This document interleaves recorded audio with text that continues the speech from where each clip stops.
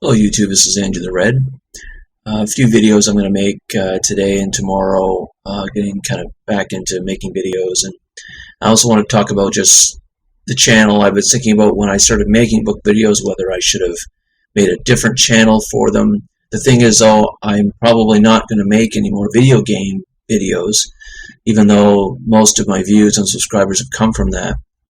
I just kind of been ashamed to change the purpose of the channel. But unless I was deciding to make more video game videos, let's plays and all that, if I was going to keep doing that, then I could keep the channel and then move all the book stuff to a different channel. But if I'm not going to do the video game ones anymore, or maybe rarely, then I might as well keep what I have.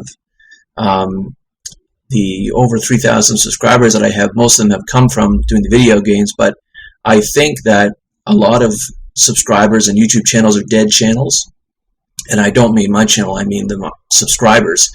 Probably like 50% of everyone's subscribers are probably dead users. People who made an account, subscribed to a few channels, and then left and don't even sign in anymore, or don't bother to sign into their own account. So it's not really worried about appeasing 3,000 subscribers because I don't think they exist. There's only maybe about 50 or 100 or so people who watch my book things, but I just think they're far more worthwhile. But I also have been realizing that the kind of content that I'm producing for the books is really just raw material. It's not in a form that really appeals to a lot of people. It really is, like I said, raw material. It is me going through a book with pages and talking about some interesting points, but it's really not in a form that I think appeals to a lot of people. Like if you look at more popular channels that do intellectual content, they certainly don't even do book reviews. They will just talk, usually they talk about current news events, or you may know of a very popular history podcast.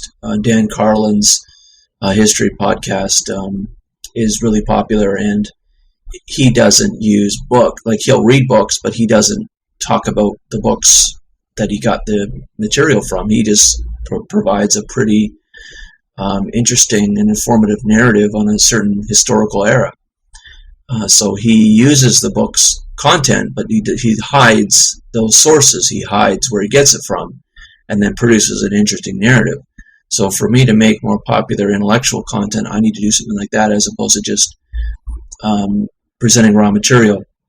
If I were to do that, I might start a different channel and put that stuff on there, as opposed to doing that. So, but I also should mention that really the original intention of mine for making the intellectual content was actually for me. It wasn't for YouTube. It's really just a side effect. It's just a benefit for those who care to listen to it. Really, the benefit was for me to document and archive the ideas and what I got out of certain books in a video format for me to look at or listen to later. If I forget what I got out of a certain book, I can just go on my YouTube channel and listen to what I thought about it again, just for kind of the future thinking on topics. It really wasn't, I guess it really never was meant to be a popular videos. They were really just for me. So I'm going to keep doing the raw material, even though it appeals to very few.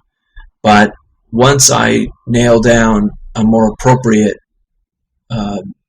method for delivering intellectual content, I will probably put that on a different channel. It may be something like there's a lot of different approaches that already exist and already do very well.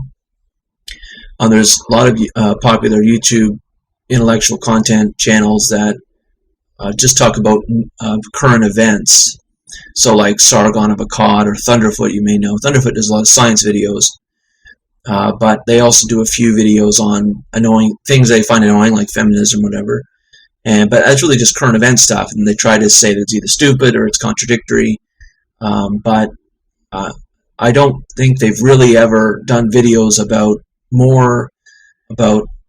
why things occur, why they do, more philosophy type kind of videos.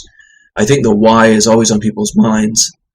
It's easy to ridicule and be a kind of Voltaire, but I think it's more informative to present why you think certain things are occurring. Why are there certain movements?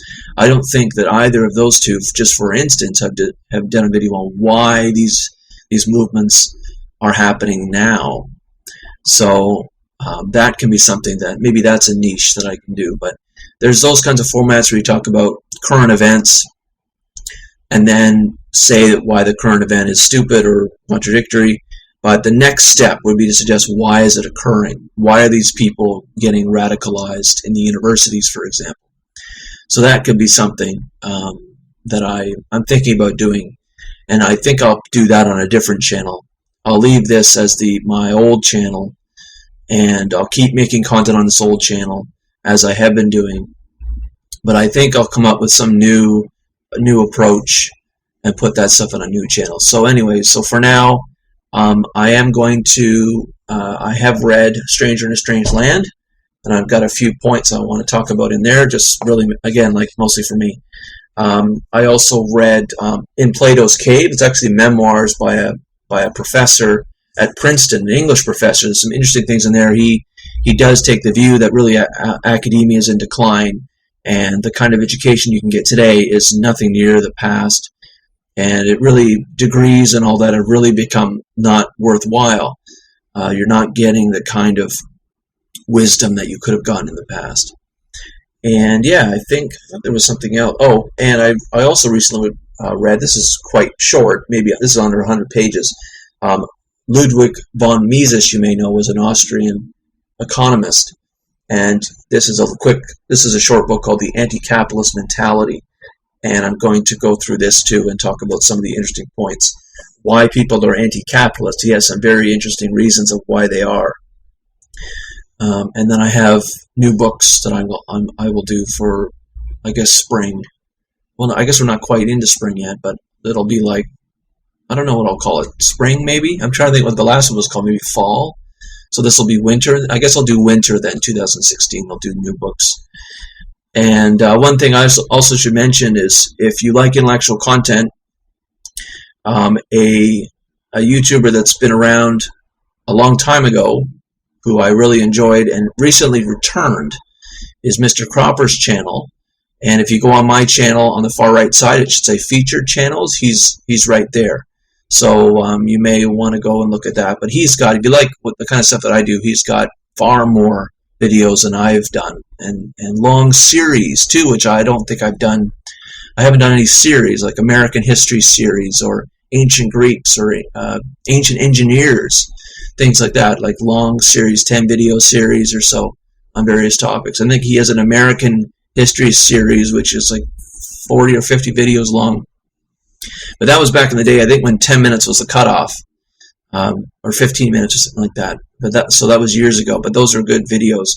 So anyways, if you have any comments about the channel and about what I've been talking about in terms of making a new channel, or the method of making the videos that would appeal to more people, that would be great.